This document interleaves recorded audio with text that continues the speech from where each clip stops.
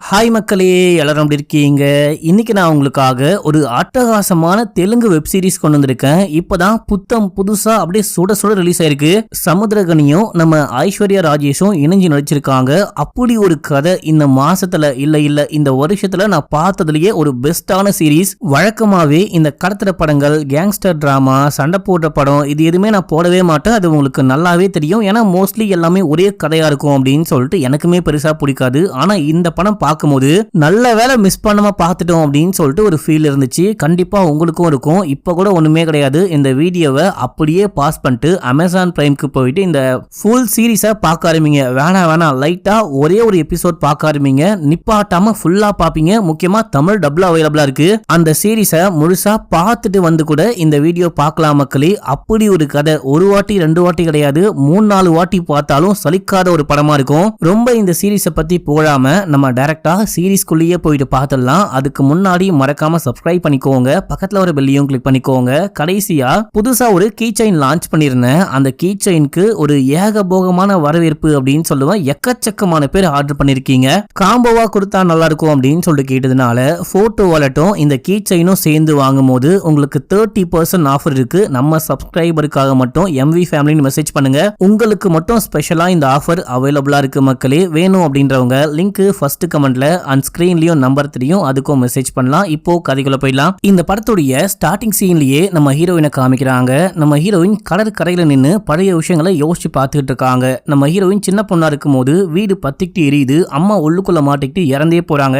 அதை பத்தி யோசிச்சுக்கிட்டு இருக்காங்க. உள்ளுக்குள்ள போயிட்டு அம்மாவை காப்பாத்தலாம் அப்படின்னு சொல்லிட்டு பார்க்கும்போது நெருப்பு எரிஞ்சுக்கிட்டு இருக்கு இல்லையா, அதை பார்க்கும்போது இவங்களுக்கு ரொம்ப பயமா இருக்கு. அதே பயத்தை வச்சு நம்ம ஹீரோயின் காலேஜ்ல ஒரு கிளாஸ்ல வந்துட்டு ஒரு டாபிக்ல பேசிக்கிட்டு இருக்காங்க. பயம் வந்துட்டு மனுஷனை கோடையா காட்டும். ஆனா அந்த பயம் கொஞ்ச நாளைக்கு மேல அதே பயம் வந்துட்டு பயங்கரமா ஒரு சோசியல் வாரா கூட மாற வாய்ப்பு இருக்கு அப்படின்னு சொல்லும் போது, உண்மையா இதெல்லாம் நடக்க வாய்ப்பு இருக்கா அப்படின்னு சொல்லிட்டு அங்க இருக்க ஸ்டூடெண்ட் எல்லாம் கேள்வி கேட்கும் போது கண்டிப்பா மாறும் அப்படின்னு சொல்லிட்டு 2-3 வார பத்தியும் சொல்லிட்டு அந்த ஸ்பீச்சை சூப்பரா முடிக்கிறாங்க.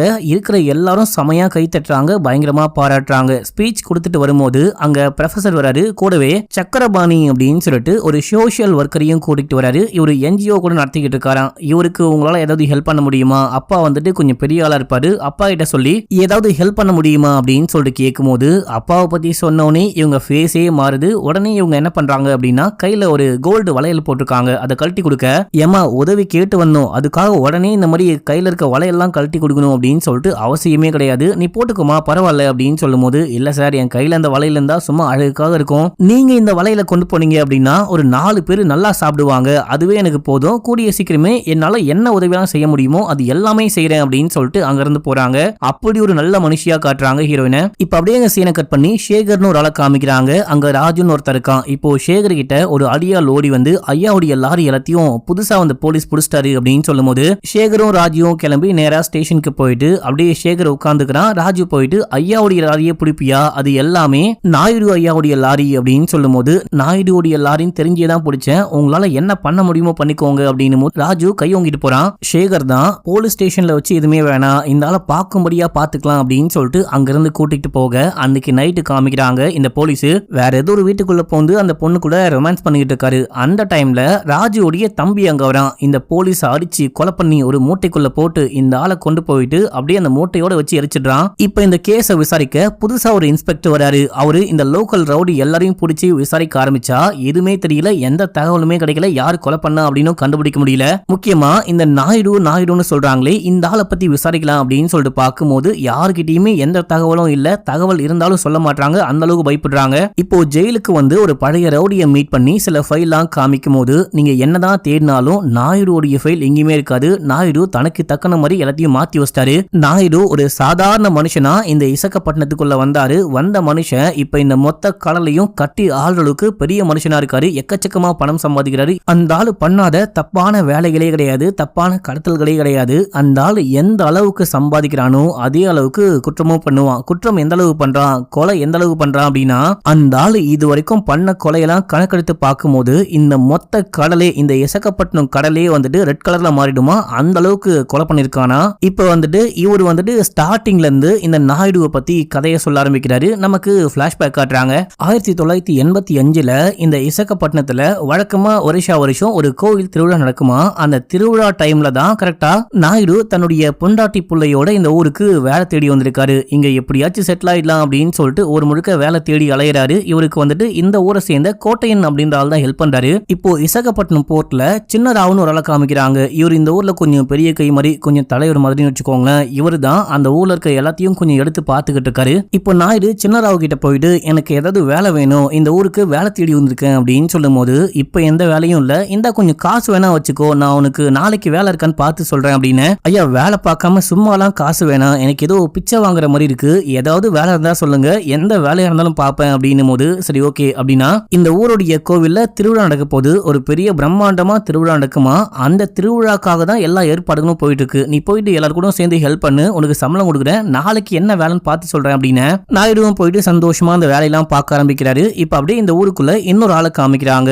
இவங்க எல்லாரும் பர்மால இருந்து இங்க அகதியா வந்தவங்க மக்களே. இவங்க எல்லாருக்கும் ஒரு தலைவர் இருக்காரு. இந்த மீன்பிடி தடை காலத்துல எந்த மீனவர்களும் மீன் பிடிக்க கடலுக்குள்ள போகவே மாட்டாங்க. ஏன்னா அது மீனுடைய இனப்பெருக்க காலம் அப்படின்னு சொல்லிட்டு மீன்பிடி தடை காலத்தையும் மீறி இந்த பர்மா ஆளுடைய ஒரு ஆள் வந்துட்டு மீன் பிடிக்க கடலுக்குள்ள போயிட்டாராம். இது ஒரு பெரிய பிரச்சனையாகுது. அந்த பிரச்சனைக்கு பஞ்சாயத்து கூட தடையை மீறி உன்னை யாரா போக சொன்னா அப்படின்னு சொல்லிட்டு கேட்கும் போது அம்மாக்கு உடம்புக்கு முடியல, மாத்திரை வாங்க கூட காசு இல்ல, வேற வழி இல்லாம தான் போனேன் அப்படின்னு சொல்றான் அந்த ஆளு. இந்த பர்மாவுடைய ஆளு புலம்புறாரு, நாங்க இந்த ஊருக்கு வந்து செட்டில் ஆயிட்டு 15-20 வருஷம் ஆகுது, இது வரைக்கும் நாங்க டெய்லி போலீஸ் ஸ்டேஷனுக்கு போயிட்டு சைன் போடணும், கடலுக்கே போயிட்டு வந்தா கூட சைன் போட்டே ஆகணும், எங்க வாழ்க்கை போயிட்டு இருக்கு, நாங்க இன்னமும் அகதியா வாழ்ந்துகிட்டு இருக்கோம் அப்படின்னு சொல்லிட்டு இவர் ஒரு பக்கம் புலம்பிட்டு இருக்காரு. இவர் அதுக்கேற்ற மாதிரி சண்டையும் போடுறாரு. இப்போ கடைசியா சின்னராவ் என்ன சொல்றாரு அப்படின்னா அடிக்கடிக்கு இந்த மாதிரி மீன்பிடி தடைகாலம் இல்ல எந்த டைம்ல எல்லாம் கடலுக்குள்ள போக கூடாதோ அந்த டைம்ல எல்லாம் சில பேர் போக தான் செய்வாங்க, நம்ம என்னதான் சொன்னாலும் போக செய்யறாங்க, அதுக்கு நம்ம ஃபைன் மாதிரி போடலாம். இப்போ கடலுக்குள்ள யாராவது தடையை மீறி போறாங்க அப்படின்னா ஒரு வாட்டி போனாங்கன்னா 5 ரூபாய் கலெக்ட் பண்ணி வச்சுக்கலாம். அப்படி கலெக்ட் பண்ணி வைக்கும் போது இல்லாதப்ப மீன்பிடி தடைக்காலம் இருக்கும் போது இல்ல யாராவது உதவி கேட்டு வந்தாங்க அப்படின்னா அவங்களுக்கு ஹெல்ப் பண்ண முடியும். எப்படி இருக்கு தீர்ப்பு அப்படின்னு சொல்லிட்டு கேட்கும் போது எல்லாரும் சூப்பரா இருக்கு அப்படின்னு சொல்லிட்டு கை தட்டுறாங்க. இந்த பர்மாக்காரனுக்கு எப்பயுமே ஒரு அல்லக்கை மாதிரி ஒருத்தன் கூடியே இருப்பான். அந்த அல்லக்கையும் பயங்கரமா கை தட்டுறான். இதை பார்த்துட்டு பர்மாக்காரனுக்கு சரியான கருப்பு. இது எல்லாமே நாயுடு நோட் பண்ணிக்கிட்டு இருக்காரு. இப்ப வந்துட்டு ஒரு ஓரமா பர்மாக்காரனும் அல்லக்கையும் புலம்பிட்டு இருக்காங்க. அல்லக்கை சொல்றான், ஐயா சரியான டைம் மட்டும் வரட்டும், அந்த ஆளை கொலை பண்ணி அந்த ரத்தத்தால உங்க காலை கழுவுறேன் அப்படின்னு இதை சொல்லிட்டு பாட்டில ஓபன் பண்ண ட்ரை பண்ணிட்டு இருப்பான். பாட்டில கூட ஓபன் பண்ண முடியல. நீ போயிட்டு அந்த ஆளை கொலை பண்ணி அந்த ரத்தத்தை கொண்டு வந்து என் காலை கழுவ போறியா, முதல்ல பாட்டில கரெக்டா ஓபன் பண்ண கத்துக்கடா அப்படின்னு சொல்லிட்டு இது எல்லாமே பார்த்து நாயுடு அப்படியே வந்து பேச்சு கொடுக்க ஆரம்பிக்கிறாரு. நம்ம வாழ்க்கையில ஜெயிக்கணும், அடுத்தவனை தாண்டி மேல வரணும் அப்படின்னா யாரு நம்ம கூட இருக்கணும், நம்மளுடைய எய்ம் என்ன அப்படின்னு சொல்லிட்டு முடிவு பண்ணாதான் வாழ்க்கையில வின் பண்ண முடியும். அதை நீங்க முதல்ல கத்துக்கோங்க அப்படின்னும் போது யாரா நீ, நான் உன்னை இந்த ஊருக்குள்ள பார்த்ததே கிடையாது, உனக்கு என்ன வேணும் அப்படின்னு சொல்லிட்டு கேட்கும்போது இந்த ஊருக்கு வேலை தேடி வந்திருக்கேன் அப்படின்னு.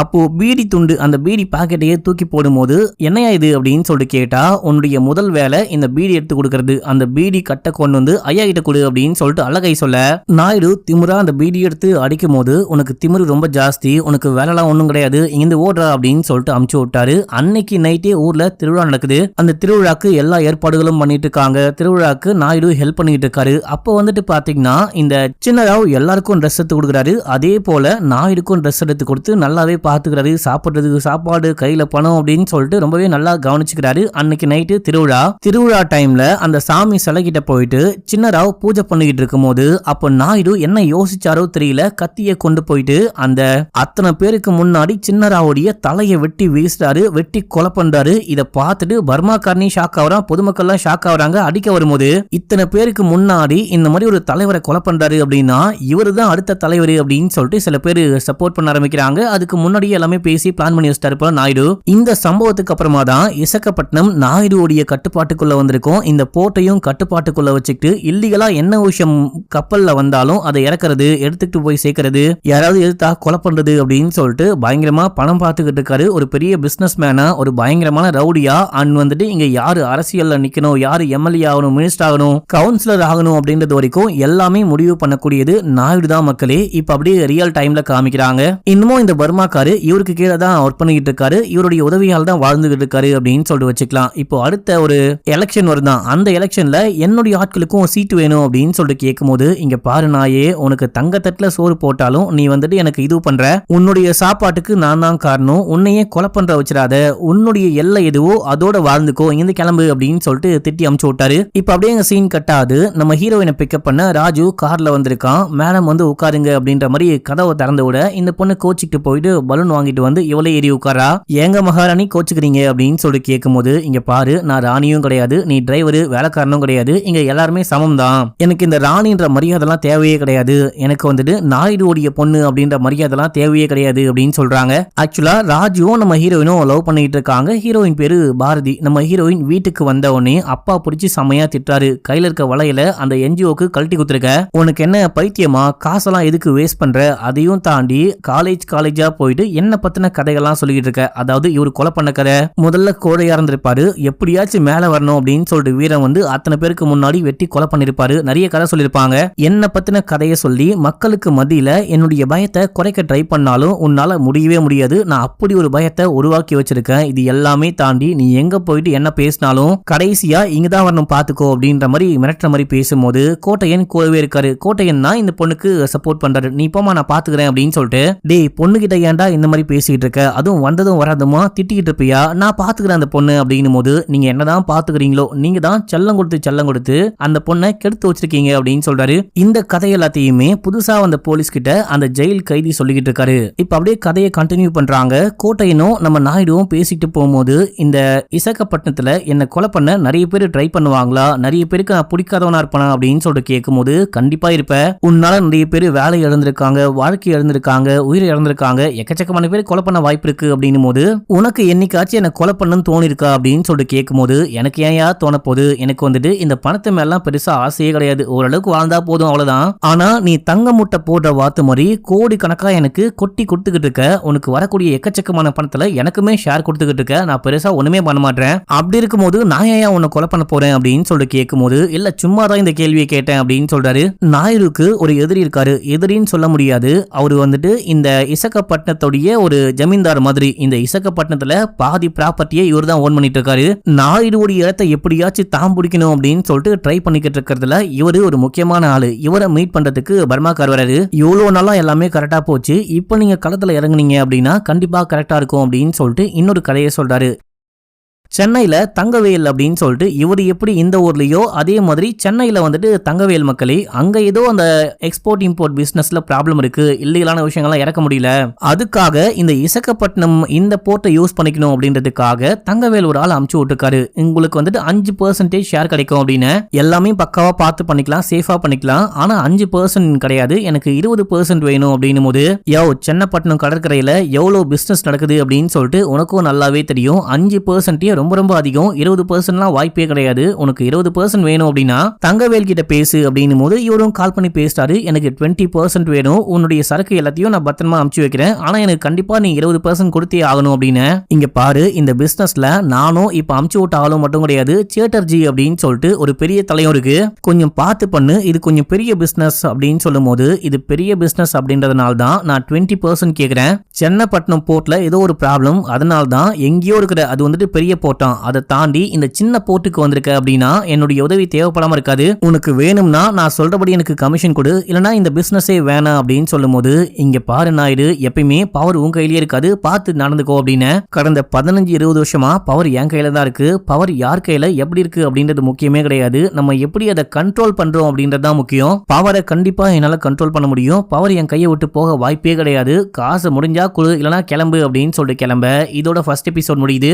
செகண்ட் எபிசோட் ஸ்டார்டிங் சீன்லயே நமக்கு ஒரு ஃபிளாஷ்பேக் காமிக்கிறாங்க. நம்ம ஹீரோயின் குட்டி பொண்ணா இருக்காங்க, அம்மா வந்துட்டு இந்த ஊரு திருவிழாக்கு கூட்டிட்டு போயிட்டு அங்க இருக்க ஜெயிண்ட் வீல்ல கூட்டிட்டு போவா அப்படின்னு சொல்லிட்டு கேட்கும்போது, இந்த பொண்ணு லைட்டா பயப்படுறா. பயப்படாத, அம்மா கூட இருக்கு அப்படின்னு சொல்லிட்டு அம்மா கூட சேர்ந்துட்டு அந்த ஜெயிண்ட் வீல்ல சுத்தும் போது மேல வந்தவனே இந்த குட்டி பொண்ணு கண்ணை மூடிக்கிட்டு இருக்கா. கண்ணை திறந்து பாரு, எல்லாமே எவ்வளவு அழகா தெரியுது பாரு அப்படின்னும் போது இந்த பொண்ணு கண்ணை திறந்து பார்க்கும்போது எல்லாமே குட்டி குட்டியா தெரியுது. என்னம்மா எல்லாமே குட்டி குட்டியா தெரியுது அப்படின்னு சொல்லிட்டு கேட்கும்போது, ஆமாமா, பிரச்சனையா இருந்தாலும் இல்ல எதுவா இருந்தாலும் நம்ம கிட்ட இருந்து பார்க்கும்போது தான் நமக்கு அது பெருசா தெரியும், தூரமா இருந்து பார்த்தா எல்லாமே குட்டியா தெரியும் அப்படின்னு சொல்லிட்டு கீழே பாக்குறாங்க. கீழே பார்த்தா நாயுடு குடிச்சிட்டு போதையில ஒரு ஓரமா படுத்துக்கிட்டு இருக்காரு. இவங்க ரொம்பவே ஃபீல் பண்றாங்க. இதை நம்ம ஹீரோயின் ரியல் டைம்ல யோசிச்சு பார்த்துட்டு இருக்காங்க. அடுத்து அந்த பழைய போலீஸ நம்ம நாயுடைய ஆட்கள் கொலை பண்ணாங்க இல்லையா, அந்த டெட் பாடியை வந்துட்டு போஸ்ட் மார்ட்டம் முடிச்சு அமுச்சு விடுறாங்க. அந்த ஊருடைய எம்எல்ஏ வந்திருக்காரு, இவரு மொட்டை. இந்த மொட்டை கிட்ட பிரஸ் மீடியா பீப்புள் எல்லாம் கேள்வி கேட்கும் போது, இவரு ரொம்ப ரொம்ப நல்ல போலீஸ் அதிகாரி, இவருக்காக ஒரு 2 நிமிஷம் மௌன அஞ்சலி செலுத்துங்க. இவருடைய கொலையை விசாரிக்கவே நான் புதுசா ஒரு போலீஸ் அப்பாயின்மெண்ட் பண்ணிருக்கேன் அப்படின்னும் போது எல்லாரும் அமைதியா கண்ணை மூடி மௌன அஞ்சலி செலுத்தினா அதுக்குள்ள இவர் வந்து கார்ல ஏறிடுறாரு. காருக்குள்ள நாயுடுடைய ஆள் உட்கார்ந்துகிட்டு இருக்கான். நாயுடு சொன்ன மாதிரியே அவருடைய 30 லாரியும் நான் ரிலீஸ் பண்ண சொல்லிட்டேன், எனக்கு வர வேண்டிய ஷேரை மட்டும் அமுச்சு விட சொல்லு அப்படின்னு சொல்றாரு. இந்த எம்எல்ஏவும் நாயுடுடைய ஆள் தான். அடுத்து ஹீரோயினை காமிக்கிறாங்க. நம்ம ஹீரோயின் அந்த என்ஜிஓக்காக எக்கச்சக்கமா கிராசரி எல்லாம் வாங்கி கொடுக்குறாங்க. அவரே பாக்குறாரு, ஏமா ஒரு வாட்டி தான் உதவி கேட்டேன், என்னமா இந்த அளவுக்கு ஹெல்ப் பண்றியே, இவ்வளவு சின்ன வயசுல நீ இவ்வளவு பண்ணுமா அப்படின்னு சொல்லிட்டு கேட்கும் போது, சின்ன வயசோ பெரிய வயசோ உதவி பண்ண வயசுலாம் முக்கியம் இல்ல, இதுவுமே என்னுடைய வீடு மாதிரி தான், அதான் ஹெல்ப் பண்றேன் அப்படின்னு சொல்றாங்க. சக்கரபாணிக்கு சக்கரைய வாயில போட்ட அளவுக்கு சம சந்தோஷமா இருக்கு. இப்ப நமக்கு ஒரு ஆட்டோ டிரைவரை காமிக்கிறாங்க. இவர் ஒரு மாதிரி பயந்து பயந்து வீட்டுக்குள்ள வராரு. இவருக்கு ஒரு தம்பி ஒரு மனைவி இருக்காங்க. கண்டிப்பா அவ சாப்பாடு போட்டு தர வாய்ப்பு இல்ல, நீ போயிட்டு சாப்பாடு போட்டுட்டு வா அப்படின்னு. மனுஷன் எதுக்காக பயந்து பயந்து வந்திருக்காரு அப்படின்னா, இவருக்கு இந்த ஏரியாவுடைய கவுன்சிலரா மாறி எப்படியாச்சும் இந்த ஊருக்கு நல்லது பண்ணும், இந்த ஏரியா மக்களுக்கு நல்லது பண்ணும் அப்படின்னு சொல்லிட்டு ஆசை. பெருசா படிப்பறிவும் கிடையாது, பணமும் கிடையாது, நம்மளால ஒண்ணுமே பண்ண முடியல. ஆனா இந்த நம்பிக்கையை மட்டும் வச்சு எப்படியாச்சும் கவுன்சிலரா மாறலான்னு ட்ரை பண்றாரு. கடைசியா கூட வேற எவனுக்கோ சண்டை அப்படின்னு சொல்லிட்டு வேற எவனுக்காகவோ சண்டைக்கு போகும்போது கையில கொஞ்சம் சிராய்ப்பு ஏற்பட்டிருக்கு. அந்த காயத்தோட வீட்டுக்கு வந்திருக்காரு. மனைவி கோச்சுக்கிறாங்க, சாப்பாடு கூட போட மாட்டாங்க. ஆனா நைட்டு வந்துட்டு கையில வந்துட்டு அந்த மருந்துலாம் போட்டு விட்டு ஏன் அப்படி பண்றான்னு கேட்க, ஸ்டாண்ட்ல ஒரு ஃப்ரெண்ட் இருக்காரா, அவர் வந்துட்டு ஒரு வாரமா உடம்புக்கு முடியாம இன்னைக்கு தான் ஸ்டாண்டுக்கே வந்திருக்காரு, ஆட்டோ ஓட்ட கூட ஆரம்பிக்கல.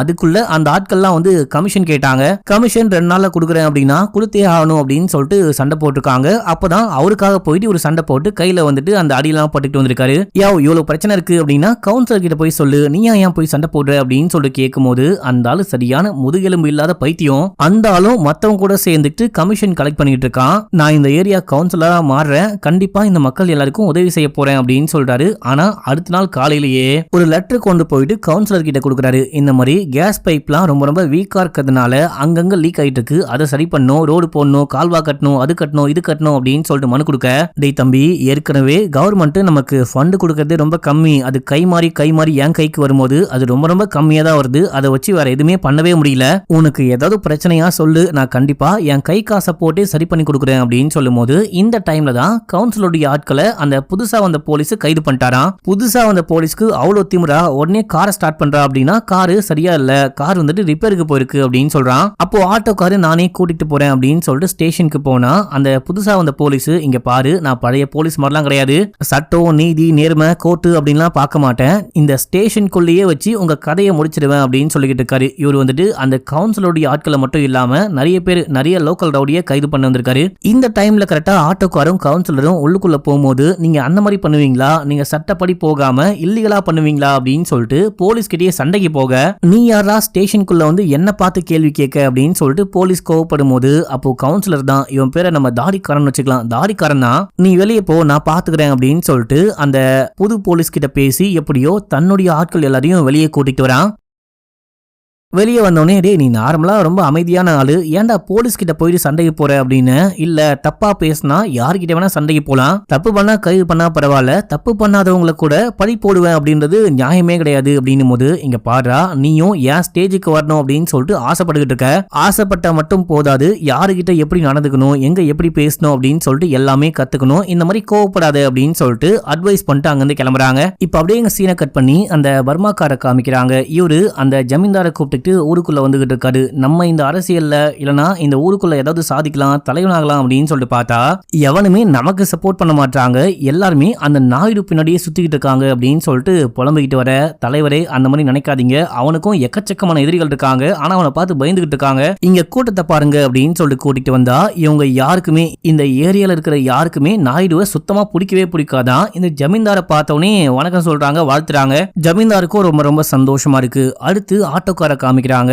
காலைல கிளம்புறாரு. மனைவி கிட்ட உனக்கு வரும்போது ஏதாவது வாங்கிட்டு வரணுமா அப்படின்னு சொல்லிட்டு கேட்கும் போது, எப்பா நீ இப்ப எப்படி போறியோ அதே மாதிரி ஒருபடியா வீட்டுக்கு வந்தா மட்டும் போதும் அப்படின்னு சொல்லி அனுப்புறாங்க. இது அப்படியே இவங்க எப்படி லவ் பண்றாங்க, எப்படி சந்தோஷமா இருக்காங்க அப்படின்னு சொல்லிட்டு ஒரு பாட்டு மாதிரி காட்டுறாங்க. அன்னைக்கு ஈவினிங் அந்த குட்டி பையன் ஸ்கூலுக்கு போயிட்டு வீட்டுக்கு வரான். வீட்டுக்கு வந்த பையன் அன்னிக்கிட்ட சொல்லிட்டு அண்ணின்னு கூப்பிட மாட்டான், அம்மாச்சி அப்படின்னு தான் கூப்பிடுறான். ஸ்கூல்ல இந்த மாதிரி சினிமா படம் போட போறாங்களா, நான் போயிட்டு பார்த்துட்டு வரேன் அப்படின்னு. நைட்ல போகாத வீட்லயே அப்படின்னா நான் போயிட்டு சீக்கிரமா வந்துடுறேன் அப்படின்னு சொல்லிட்டு சொல்லிட்டு போறான். போயிட்டு படம் பார்த்துட்டே இருக்கும்போது இந்த ஸ்கூலுடைய கிரவுண்ட் வழியா தான் அந்த கேஸ் லைனுடைய பைப் லைன் போயிட்டு இருக்கு போல. அதுல லீக் ஏற்பட்டு டமால்னு வெடிக்குது. எல்லா குழந்தைகளும் எக்கச்சக்கமான குழந்தைகள் பாதிக்கப்படுறாங்க, அடிப்படுது. குத்துயிரும் கொலவீருமா அப்படியே அடிப்பட்ட எல்லாரையும் பக்கத்துல இருக்க ஹாஸ்பிட்டலுக்கு தூக்கிட்டு போறாங்க. அந்த ஹாஸ்பிட்டலுக்கு என்ஜிஓ சேர்ந்த அந்த சக்கரபாணியும் ஹீரோயினும் போறாங்க. ஹீரோயினை பார்த்தோன்னே அங்க இருக்க பொதுமக்கள்லாம் கத்துறாங்க, உன்னை யார் இங்க வர சொன்னா? உன்னுடைய அப்பாவுடைய கேஸ் பைப் லைன் வெடிச்சுதான் இத்தனை பேர் இறந்து போயிட்டாங்க. உன்னை யார் இங்க வர சொன்னா அப்படின்னு சொல்லிட்டு செமையா திட்ட ஆரம்பிக்கும் போது,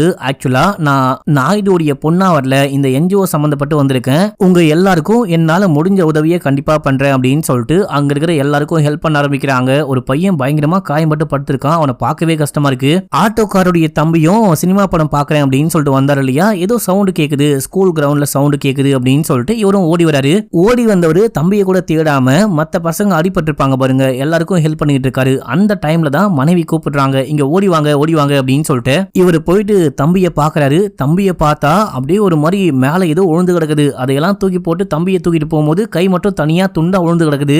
ஏங்க தம்பியுடைய கையை அப்படின்னு போது அந்த கரண்டு உழுந்த அப்படியே வெட்டப்பட்ட மாதிரி இந்த கையை பார்த்துட்டு அண்ணனுக்கு மனசே கேட்கல, பயங்கரமா ஷாக் ஆகுறாரு. இதோட செகண்ட் எபிசோட் முடியுது. இப்போ மூணாவது எபிசோட் ஸ்டார்டிங் சீன்லயே இந்த கேஸ் கம்பெனி நம்ம நாயுடுக்கு சொந்தமானதான், இது எப்படி லீக் ஆச்சு வெடிச்சது அப்படின்னு சொல்லிட்டு கேட்கும் போது எப்படின்னே தெரியல அப்படின்னு சொல்லிட்டு ஆட்கள் சொல்றாங்க. கூடவே போலீஸும் இருக்காரு. சரி ஓகே, ஒரு நல்ல போலீஸா வெளியே போயிட்டு இந்த மாதிரி 24 மணி நேரத்துக்குள்ள இதுக்கெல்லாம் யாரு காரணமோ அவங்கள கண்டுபிடிச்சு கைது பண்ணுவோம். இப்போ அமைதியா போங்க, 4 பசங்க இறந்து போயிருக்காங்க, விசாரிக்க அலோவ் பண்ணுங்க அப்படின்னும் போது இல்ல இது எல்லாத்துக்கும் நாயுடு தான் காரணம், நாயுடு இல்லீகலா இந்த பக்கமா இந்த கேஸ் பைப் லைனை கொண்டு போனதுதான் காரணம் அப்படின்னு சொல்லிட்டு போராடுறாங்க.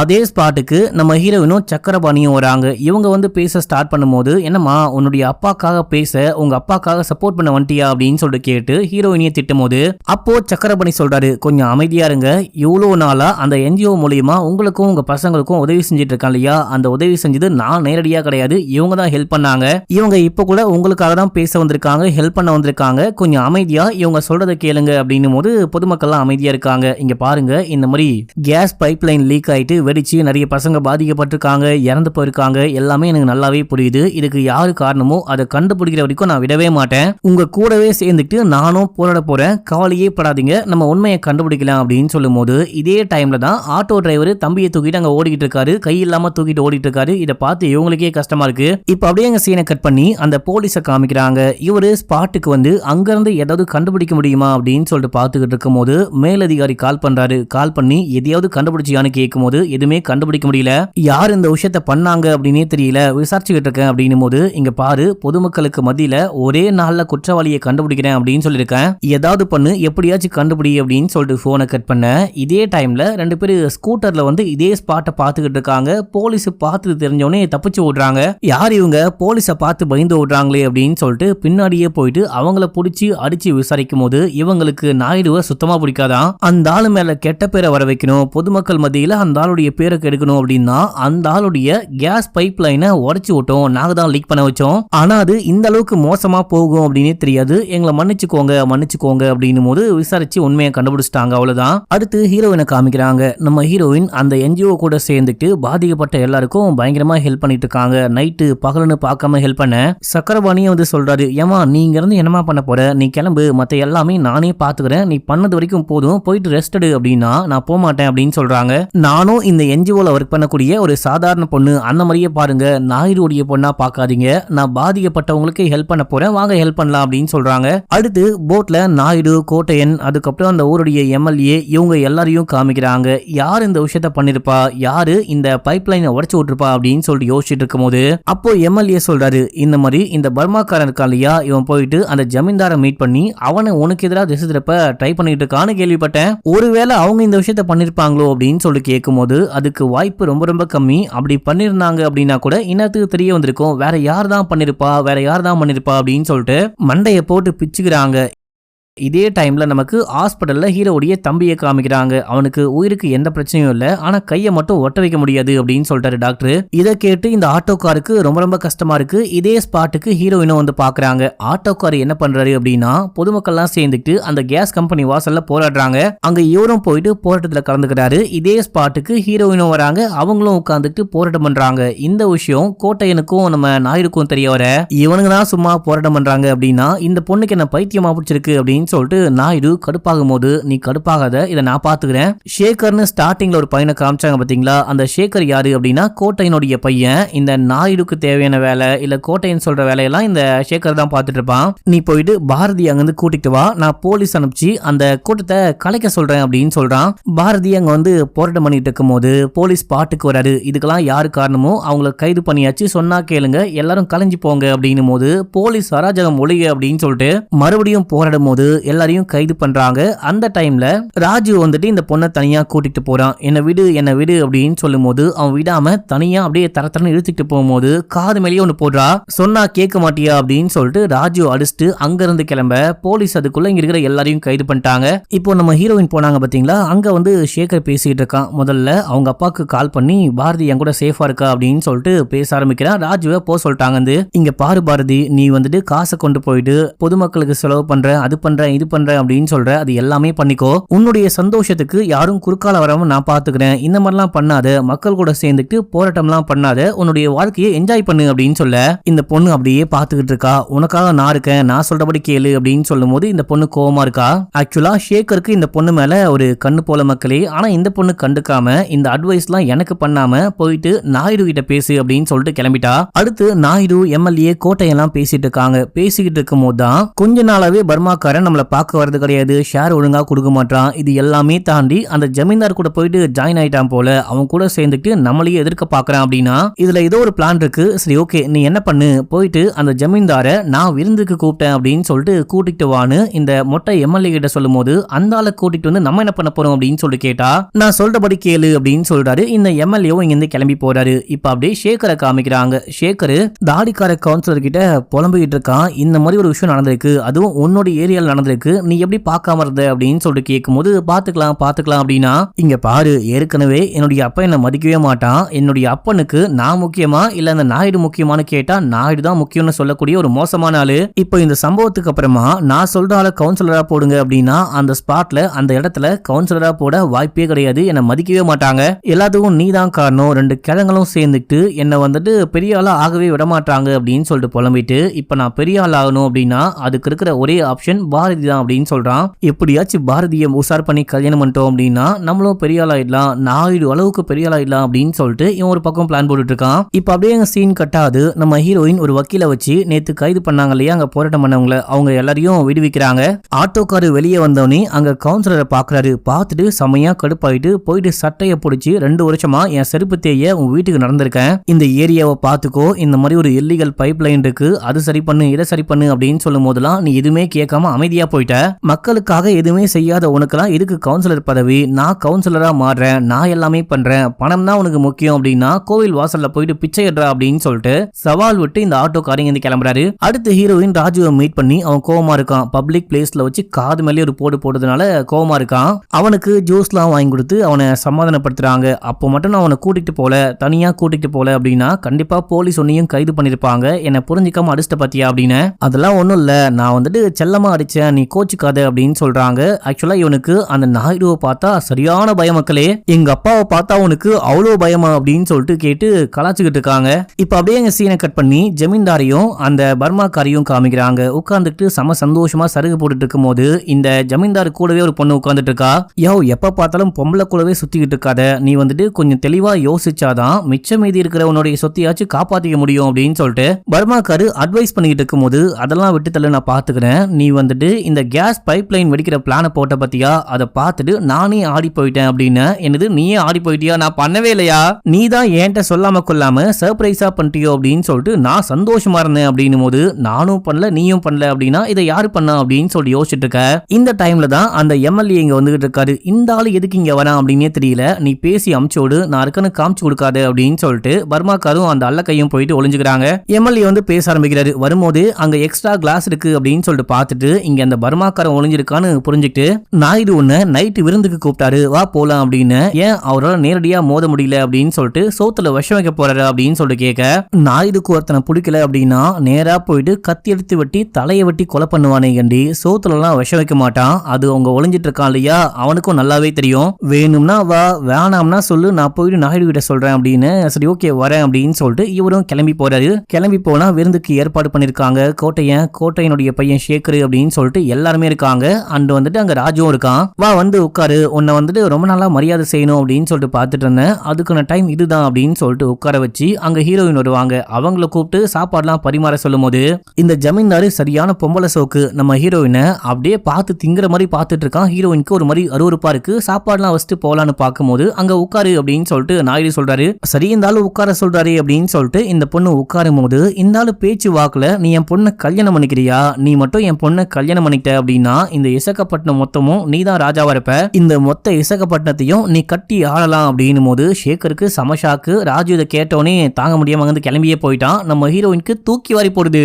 இந்த கிழட்டு பாயில கட்டிட்டு நான் என்னையா பண்ண போறேன் அப்படின்னு சொல்லிட்டு இந்த பொண்ணு ஒரு மாதிரி ஷாக்ல இருக்கும் போது என்னையா பொசுக்குன்னு இப்படி ஒரு கேள்வியை கேட்ட, எனக்கு என்ன சொல்றது அப்படின்னு புரியல அப்படின்னும் போது நீ உடனே சொல்லணும் அப்படின்னு சொல்லிட்டு எந்த அவசியமும் இல்ல, பொறுமையா யோசிச்சு சொல்லு, உன்னை என்னுடைய ஆட்களே கூட்டிட்டு போயிட்டு விடுவாங்க அப்படின்னும் போது இந்த விருந்தெல்லாம் முடிஞ்சவனே இந்த ஜமீன்தார இந்த ஆட்களே கூட்டிட்டு போறாங்க. அப்போ ஹீரோயினுக்கு சமகடுப்பு, என்ன கேட்காம என்னுடைய கல்யாண முடிவை நீங்க எப்படி எடுக்கலாம் அப்படின்னு சொல்லிட்டு அப்பா கிட்ட சண்டைக்கு வந்தா, உன்னை கேட்டு நிறைய முடிவு எடுத்து நான் தப்பு பண்ணிட்டேன், இதுக்கப்புறம் எந்த முடிவையும் உன்னை கேட்டு எடுக்க போறதே கிடையாது, நான் சொல்றதை கேட்டா இங்க இரு, இல்லனா என்ன நடக்கும் அப்படின்னு உனக்கு நல்லாவே தெரியும் அப்படின்னு சொல்லிட்டு மிரட்ட. கோட்டையனும் கேட்கிறாரு, அந்த கிழட்டு பயலுக்கு நம்ம பொண்ணை கட்டி கொடுத்தே ஆகணுமா அப்படின்னு சொல்லிட்டு கேட்கும் போது கிழவனும் குமரனும் அவன் இப்போ நம்ம சைட்ல இருந்தாதான் எல்லாமே கரெக்டா போகும் அப்படின்னு சொல்லிக்கிட்டு இருக்கும் போது அந்த பக்கம் அந்த ஜமீன்தார வீட்டுல விடலாம் அப்படின்னு சொல்லிட்டு போனா அவரை யாரும் அட்டாக் பண்றாங்க. பெட்ரோல் பாம்லாம் போட்டு கொலை பண்ண பார்க்கும்போது இவங்க பயந்துட்டு மறுபடியும் ஜமீன்தார நாயுடுடைய வீட்டுக்கே கூட்டிட்டு வர என்னாச்சு ஏதாச்சு அப்படின்னு சொல்லிட்டு கேட்டா இந்த மாதிரி பெட்ரோல் பாம்லாம் போட்டு அட்டாக் பண்றாங்க, ஜமீன்தார கொலை பண்ண பாக்குறாங்க அப்படின்னும் போது நம்ம ஏரியாக்குள்ள வந்து நம்ம ஆளிய ஒருத்தன் கொலை பண்ண பாக்குறானா அப்படின்னு சொல்லிட்டு இவரு ஷாக்ல கிளம்ப. அப்பதான் ஜமீன்தார் சொல்றாரு, அந்த வீட்டுல என்ன தவிர என்ன கொலை பண்ற அளவுக்கு வேற யாரும் கிடையாது, ஆனா நான் வரும்போது அந்த பர்மாக்காரன் தான் ஆளோட அகர்னா மேபி அவன் கூட என் மேல கடுப்பாயிட்டு உங்களை பார்க்க வந்தேன் இல்லையா, அந்த கடுப்புல கொலை பண்ண வாய்ப்பு இருக்கு, கொலை பண்ண ட்ரை பண்ண வாய்ப்பு இருக்கு, நான் முடிவு பண்ணிட்டேன், நான் வந்துட்டு உங்க பொண்ணை கல்யாணம் பண்ணிக்க தயாரா இருக்கேன் அப்படின்னு சொல்லும் போது சரி வாங்க மாப்பிள்ள அப்படின்னு சொல்லிட்டு உள்ளுக்குள்ள கூட்டு போறாங்க. அப்போ அங்க ஹீரோயின் நிப்பாங்க. ஹீரோயினை நான் சாதிச்சிட்டேன் பாத்தியா அப்படின்னு சொல்லிட்டு நாயுடு பார்க்கும்போது நம்ம ஹீரோயின் வெறியா இருக்காங்க. இதோட இந்த எபிசோட முடியுது. இப்போ 4வது எபிசோட் ஸ்டார்டிங் சீன்லயே நமக்கு ஒரு பிளாஷ்பேக் காட்டுறாங்க. நாயுடு வந்துட்டு உடம்புழுக்க ரத்தக்கரையோட வீட்டுக்கு வராரு. மனைவி செமையா ஷாக் ஆகுறாங்க பார்த்துட்டு. வந்தவர் சட்டையை கழட்டி கொளுத்திக்கிட்டு இருக்கும் போது உனக்கு இதே வேலையா போச்சு, இன்னைக்கு யார கொலை பண்ணிட்டு வந்த, இதுக்கப்புறமும் கண்டிப்பா சும்மா இருக்க மாட்டேன், போலீஸ்க்கு கால் பண்ண போறேன் அப்படின்னு பொண்டாட்டிய போட்டு பொலன்னு புலந்துட்டு, எனது போலீஸ்க்கு போவியா, நீ போலீஸ்க்கு போன அப்படின்னா என் பொண்டாட்டின்னு கூட பார்க்க மாட்டேன், உன்னையும் கொலை பண்றவன் அப்படின்னு சொல்றத நம்ம ஹீரோயின் பார்த்து பயந்துகிட்டு இருக்காங்க. நம்ம ஹீரோயினுடைய பாட்டி தான் ஹீரோயினை புடிச்சு வச்சிட்டு இருக்காங்க. அடுத்து ரியல் டைம்ல காமிக்கிறாங்க. கல்யாண மாப்பிள்ள பரபரப்பா ரெடி ஆயிட்டு இருக்காரு. அங்க கூட ஒரு 3 குஜிரிகளை வச்சுக்கிட்டு செம சந்தோஷமா ரெடி ஆயிட்டு இருக்காரு. அப்ப அங்க வக்கீல் வராரு, ஏதோ லீகல் ஃபார்ம்ல சைன் பண்ணும் அப்படின்னும் போது பொண்ணுங்கள்லாம் அமுச்சு விட்டு ஒரு பேச்சு கொடுக்கும் போது ஆக்சுவலா நாயுடு வந்துட்டு தொலைநோக்கு பார்வையோட இருக்கான். எங்க நான் அவனுக்கே எதிரியா வந்து போறணும் அப்படின்னு சொல்லிட்டு என்னையே மாப்பிள்ளையா மாத்திட்டான் அப்படின்னு. உங்க மாமனாருக்கு தொலைநோக்கு பார்வை மட்டும் கிடையாது, அவருக்கு எக்கச்சக்கமான ஹிஸ்டரியும் இருக்கு, கொஞ்சம் பார்த்து சேஃபா இருங்க அப்படின்னு சொல்லும் போது அதெல்லாம் நான் பாத்துக்கிறேன், நீ போயிட்டு வேலையை பாரு அப்படின்னு சொல்லிட்டு அமுச்சு விட்டான். இப்ப அப்படியே எங்க சீன் கட் ஆகுது. ஹீரோயினும் கல்யாணத்துக்கு ரெடி ஆயிட்டு இருப்பாங்க. ஷேகர் இருக்கான். ஷேகர்கிட்ட சொல்லி சக்கரபாணியை வர சொல்லி அவருக்கு ஒரு 3-4 செக் எழுதி கொடுக்குறாங்க. நான் இல்லாம அந்த என்ஜிஓக்கு கிடைக்கிற அந்த உதவி எதுவுமே நிப்பாட்டக்கூடாது, நீங்க எல்லாத்தையும் பக்காவா பார்த்து பண்ணுங்க, என்ன உதவியா இருந்தாலும் எனக்கு உடனே கால் பண்ணுங்க, என்ன கூப்பிடுங்க வரேன் அப்படின்னு. இந்த டைம்ல என்ன கூப்பிட்டு வச்சு இந்த செக்லாம் கொடுக்கணுமாமா அப்படின்னு சொல்லிட்டு கேட்கும் போது பரவாயில்ல வச்சுக்கோங்க அப்படின்னு சொல்லிட்டு அவர் அங்க அமுச்சு விடுறாங்க.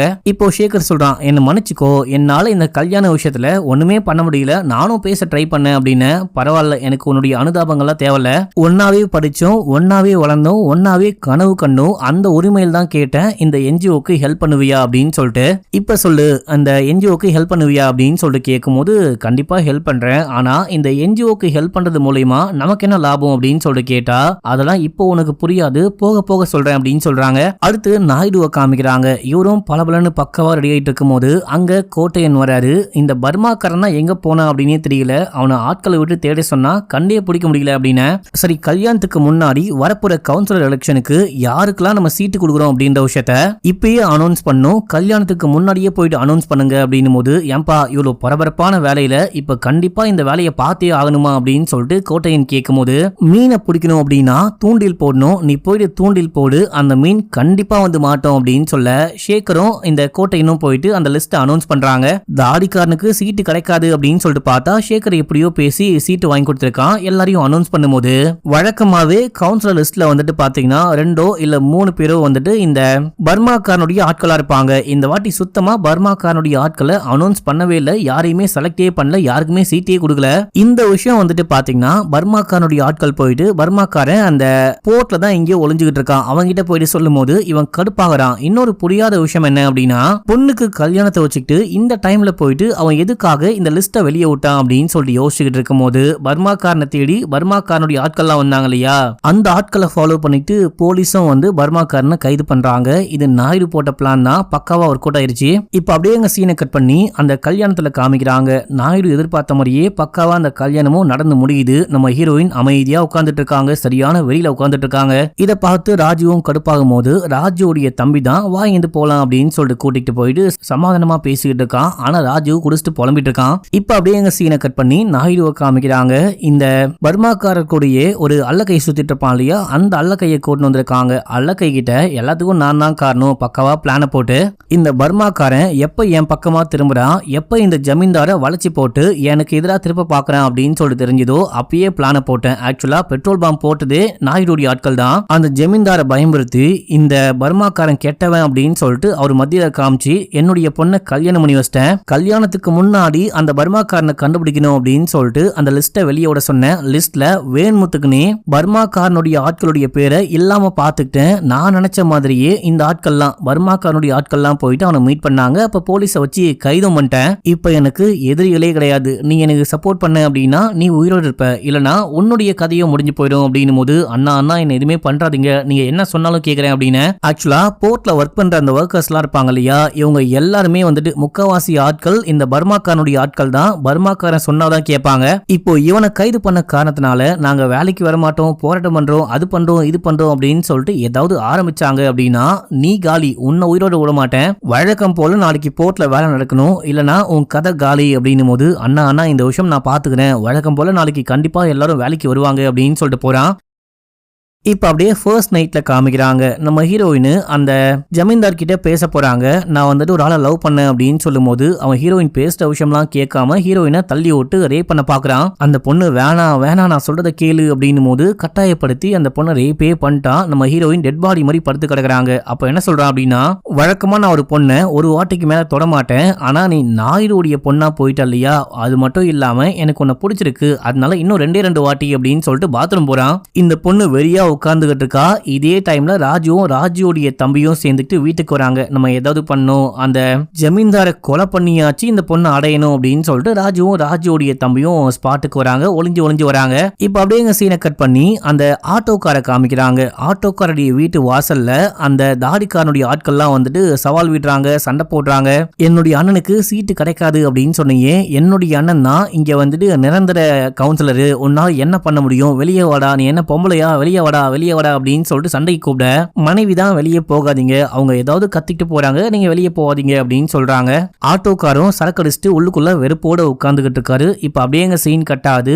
நாயுடுக்கு யாரோ ஏதோ சொல்லி கால் பண்றாங்க. இதை கேட்டவனே நாயுடு ஷாக் ஆயிட்டு இங்கிருந்து கிளம்புறாரு. என்ன விஷயம் அப்படின்னா, நம்ம ஹீரோயின் அந்த ஜமீன்தாரை கொலை பண்ணிட்டாங்க. அப்படியே கொலை பண்ணிட்டு வெறியோட உட்கார்ந்துகிட்டு இருக்காங்கன்னு காமிச்சு இந்த 4வது எபிசோடையும் முடிக்கிறாங்க. இந்த சீரீஸ்ல இன்னும் ஒரு 3 எபிசோட் இருக்கு மக்களே.